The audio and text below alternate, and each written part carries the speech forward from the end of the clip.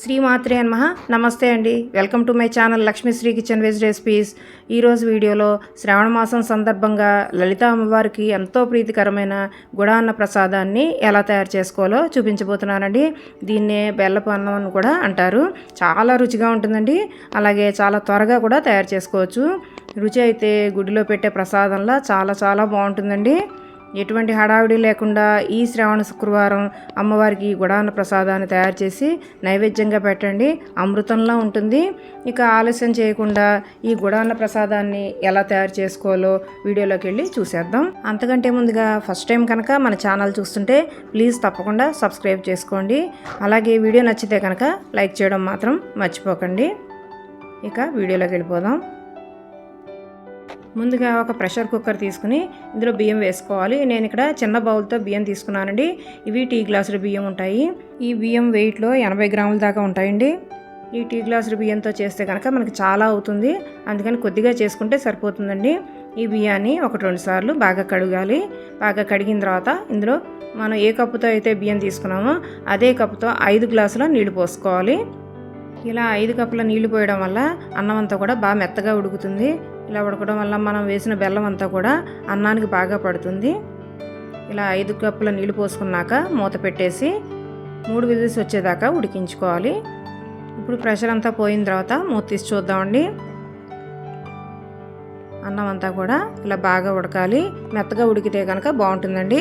ఒకసారి కొద్దిగా మ్యాష్ చేసుకోవాలి. మీరు ఇదే అన్నాన్ని విడిగా కూడా వండుకోవచ్చండి. గిన్నెలో కూడా వండుకోవచ్చు. ప్రెషర్ కుక్కర్లో పెడితే కనుక త్వరగా అయిపోతుంది. ఇలా మ్యాష్ చేసుకుంటే సరిపోతుంది. మరీ మెత్తగా అవసరం లేదండి. కొద్దిగా రవ్వలా మ్యాష్ చేసుకుంటే సరిపోతుంది. నేను ఇక్కడ మందపాటి గిన్నెలో వేసుకుంటున్నానండి. ఇలా మందపాటి గిన్నెలో చేస్తే కనుక అడుగు అంటకుండా ఉంటుంది. మెత్తగా చేసుకున్న ఈ అన్నంలో మనం ఏ కప్పుతో అయితే బియ్యం తీసుకున్నామో అదే కప్పుతో 3 కప్పుల బెల్లం తురుము వేసుకోండి. స్వీట్ కరెక్ట్గా సరిపోతుంది. బెల్లం తురుము వెయిట్లో 160 గ్రాముల దాకా ఉంటుందండి. నేను ఇక్కడ బెల్లం తురుము ఉందండి వేసుకున్నాను. మీ దగ్గర లేకపోతే కనుక బెల్లాన్ని తురుముకుని వేసుకోండి. ఈ వేడికి బెల్లం అంతా కూడా బాగా కరుగుతుంది. నేను తీసుకున్న బెల్లం పౌడర్లో మట్టి, ఇసుక ఇలాంటివి ఏమీ లేవండి. అందుకని డైరెక్ట్గా వేసాను. మీరు తీసుకున్న వాటిలో మట్టి ఏమన్నా ఉంటే కనుక ఒకసారి బెల్లాన్ని నీళ్లు పోసి కరిగించుకుని వడపోసి వేసుకోండి. బెల్లం అంతా ఇలా కరిగిన తర్వాత ఇందులో చిటికెడు ఉప్పు వేసుకోండి. ఉప్పు వేయడం వల్ల స్వీట్ బ్యాలెన్స్ అయ్యి చాలా బాగుంటుందండి. లో ఫ్లేమ్లో పెట్టుకుని ఈ బెల్లం అంతా కూడా పాకం వచ్చేటట్టుగా బాగా కలుపుకోండి. ఇలా చేయడం వల్ల అన్నానికి బెల్లం అంతా కూడా బాగా పడుతుంది. తర్వాత ఇందులో 2 టేబుల్ స్పూన్ల నెయ్యి వేసుకోండి. నెయ్యి వేసుకుని కలుపుకుంటే కనుక టేస్ట్ చాలా బాగుంటుందండి. లో ఫ్లేమ్లో పెట్టుకుని ఉడికించుకోండి, లేదంటే మాడిపోతుంది. మందంగా ఉన్న గిన్నె తీసుకుంటే కనుక అడుగున మాడకుండా ఉంటుంది. చూసారు కదా, ఇలా పాకంలో వస్తే కనుక గుడాన్నం చాలా బాగుంటుంది. ఇప్పుడు ఇది రెడీ అయిపోయిందండి. ఇప్పుడు దీంట్లోకి డ్రై ఫ్రూట్స్ వేసుకుందాము.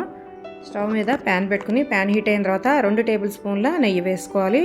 ఇందులోనే 10-12 జీడిపప్పులు కూడా వేసుకోవాలి. జీడిపప్పులు ఇవన్నీ కూడా మంచి కలర్ వచ్చేదాకా వేయించుకోవాలండి. జీడిపప్పులన్నీ కూడా బాగా వేగిన తర్వాత ఇందులో కిస్మిస్లు కూడా వేసుకుని వేయించుకోండి. డ్రై ఫ్రూట్స్ అనేవి మీకు నచ్చిన వేసుకోవచ్చండి. బాదం కూడా వేసుకోవచ్చు. నేను ఇక్కడ కిస్మిస్, జీడిపప్పు వేసాను. ఇవన్నీ కూడా ఇలా మంచి కలర్ వచ్చేదాకా వేగిన తర్వాత గుడాన్నంలో వేసుకుని కలిపేసుకోండి. 1-2 నిమిషాలు ఉడికించుకుంటే సరిపోతుందండి. ఇలా పాకంలో వస్తే సరిపోతుందండి. ఇందులోనే మంచి ఫ్లేవర్ కోసం యాలకుల పొడి వేసుకోవాలి. అలాగే చిటికెడు పచ్చకర్పూరం వేసుకోండి. కొంచెం వేసుకుంటే సరిపోతుంది. మీ దగ్గర ఉంటే వేసుకోండి, లేకపోయినా పర్వాలేదు. వేసుకుంటే కనుక గుడిలో పెట్టే ప్రసాదంలా మంచి ఫ్లేవర్ వస్తుందండి. అంతేనండి, స్టవ్ ఆఫ్ చేసుకోవాలి. గుడాన్న ప్రసాదం రెడీ అయిపోయింది. ఈ శ్రావణ శుక్రవారం మీరు కూడా ఇలా ఒకసారి తప్పకుండా ట్రై చేసి అమ్మవారికి నైవేద్యంగా పెట్టండి. చాలా బాగుంటుందండి. అమృతంలా ఉంటుంది.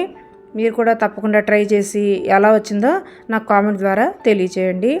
ఈ వీడియో కనుక మీకు నచ్చినట్లయితే తప్పకుండా లైక్ చేసి, షేర్ చేసి, కామెంట్ చేయండి.